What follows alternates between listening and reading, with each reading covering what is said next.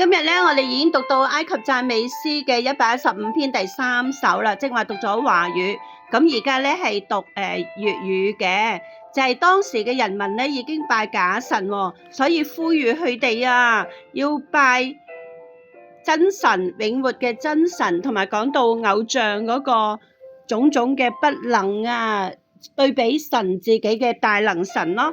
咁詩篇115篇。耶和華啊，榮耀不要歸於我們，不要歸於我們，要因你的慈愛和誠實歸在你的名下。為何用外邦人說他們的神在哪裏呢？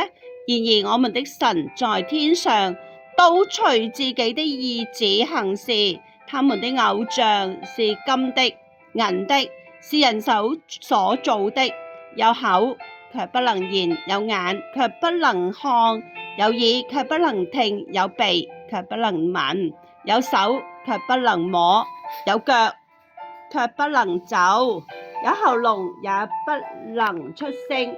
造他的要和他一樣，凡靠他的也要如此。以色列啊，你們要倚靠耶和華，他是你們的幫助和你的盾牌。亞倫家，你們要倚靠耶和華，他是你們的幫助和你們的盾牌。你們敬畏耶和華的，要倚靠耶和華，他是你們的幫助和你們的盾牌。耶和華向來眷念我們，他還要賜福給我們，要賜福給以色列的家，賜福給亞倫的家。凡敬畏耶和華的，無論大小，主必賜福給他。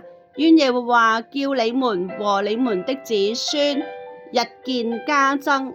你們蒙了造天地之耶和華的福，天是耶和華的天，地他給了世人。